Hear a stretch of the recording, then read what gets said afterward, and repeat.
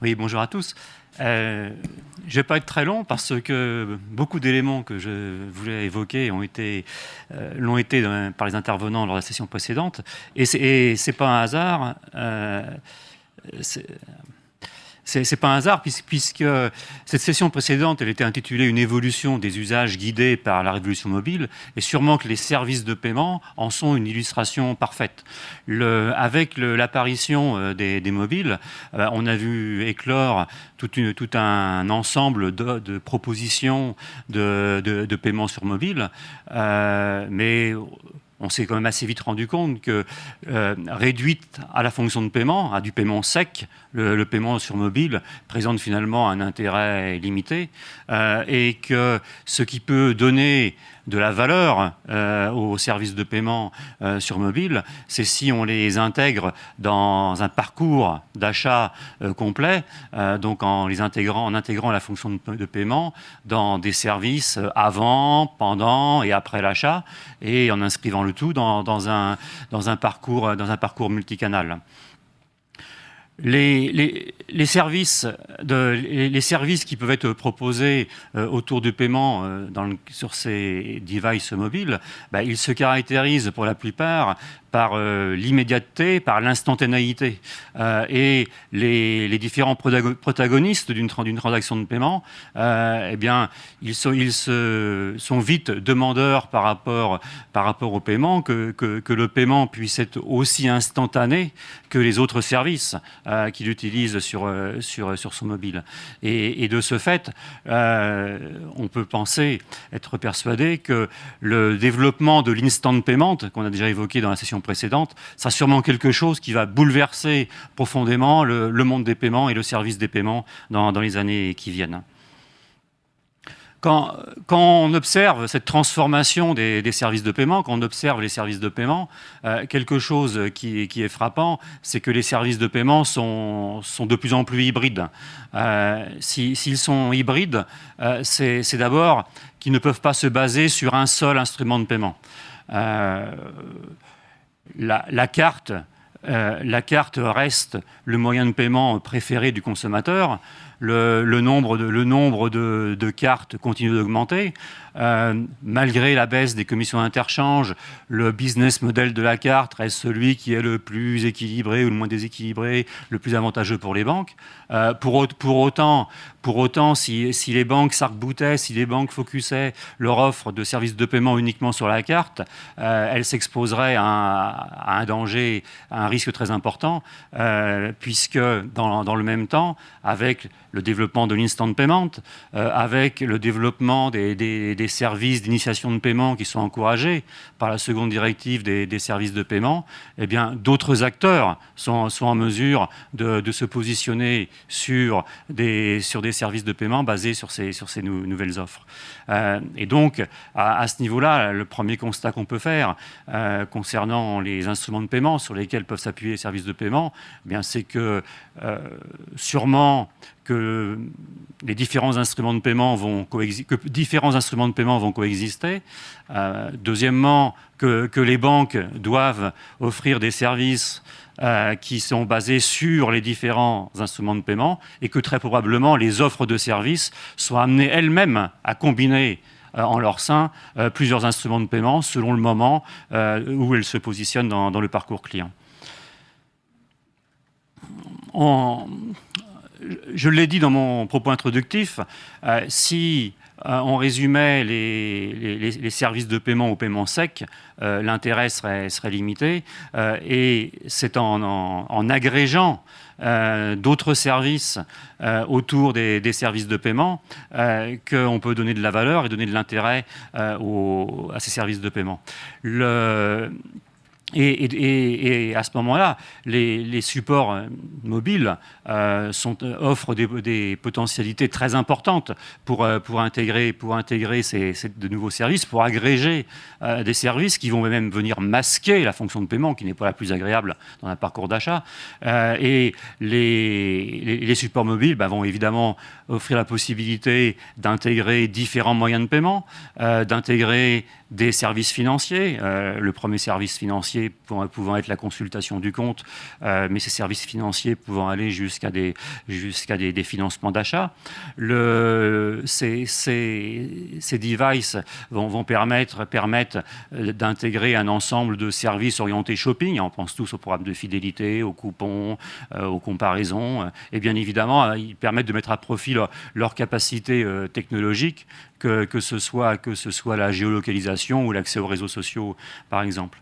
Et à partir du moment où on agrège différents services, eh bien, on est amené à proposer une utilisation à la carte de ces services en fonction du profil de l'utilisateur, du consommateur, et de la même manière que historiquement les cartes ont évolué d'une offre uniforme et banalisée au départ vers des déclinaisons orienté vers des cartes d'enseigne d'un côté ou vers des cartes affinitaires de l'autre, eh bien, il est probable, et c'est déjà le mouvement qu'on constate aujourd'hui, que les offres de services autour du paiement vont être amenées à se spécialiser vers des offres orientées vers les enseignes, vers des offres orientées en fonction du profil de client, et puis probablement pourront aussi apparaître des offres de services, des réactions de services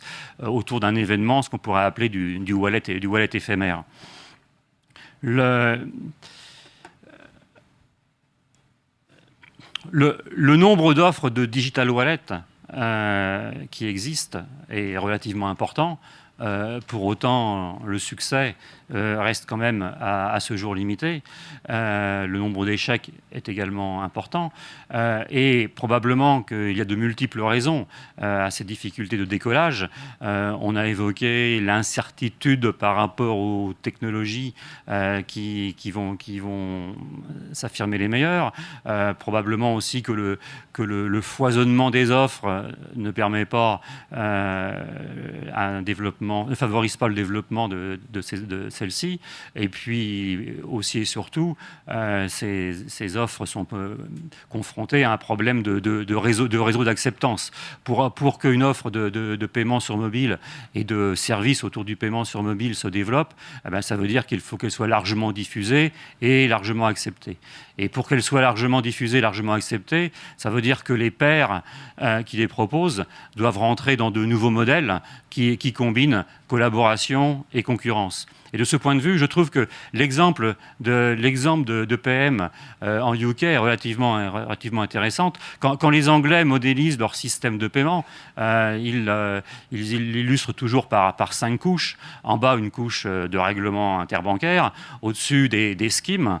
Au-dessus, une couche de collaboration. Au-dessus, une couche de compétition, et puis tout en haut, évidemment, les utilisateurs de services de paiement. Et c'est dans ce cadre que les banquiers anglais, dans l'ère collaborative, ont développé PM, qui s'appuie sur un scheme, en l'occurrence de paiement quasi immédiat, de faster paiement, d'une part, et qu'ensuite, chacune des banques, dans l'ère de la compétition, s'est appuyée sur cette offre collaborative qui est PM pour soit l'habiller avec son logo, sa couleur, soit beaucoup mieux l'intégrer dans une application en y agrégeant autour d'autres services. Et je pense que ce modèle, qui existe aussi dans d'autres pays, y compris en France, est sûrement un bon exemple d'émergence d'un modèle où collaboration et concurrence entre pairs doivent se développer. Pour autant, la compétition ne se réduit pas en acteurs du même catégorie. La compétition qui est nécessaire, elle est beaucoup plus large, parce que aujourd'hui, on le voit bien, tous les acteurs veulent couvrir l'ensemble de la chaîne de valeur autour du paiement. Et donc, ce faisant, chacun des acteurs est amené à empiéter sur les maillons de la chaîne qui étaient précédemment contrôlés par d'autres acteurs. et donc à entrer en concurrence avec ceux-ci. Et dans le même temps, personne ne peut à lui tout seul couvrir l'ensemble des maillons de la chaîne, et donc a besoin des autres acteurs pour compléter son offre. Et donc on a ce double mouvement vers lequel on évolue, où chacun des acteurs va être amené à agréger avec ses propres services des services fournis par d'autres fournisseurs, et inversement, chacun des acteurs va se positionner pour proposer ces services à d'autres acteurs qui les intégreront, qui les agrégeront avec leurs propres services. Et voilà une illustration de cette coopétition élargie vers laquelle on va et dans laquelle on est déjà, et qui implique tous les acteurs, que ce soit les banques, les acteurs telco, les commerçants, les géants du web ou les fintechs.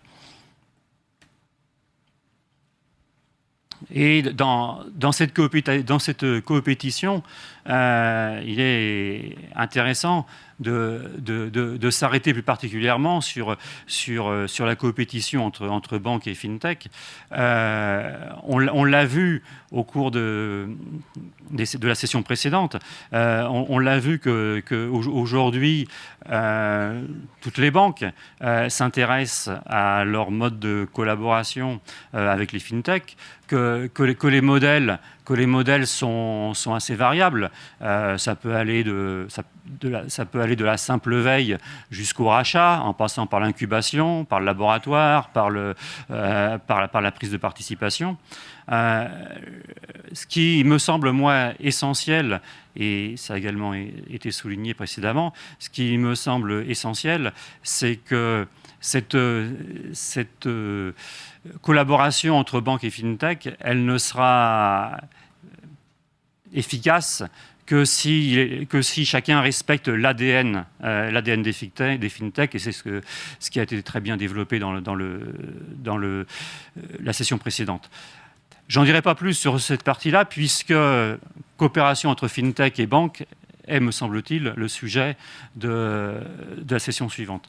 Donc, pour conclure très rapidement, ce que je voudrais juste dire, c'est que probablement que dans mon propos, le mot combiné ou le mot combinaison est celui qui est revenu le plus fréquemment.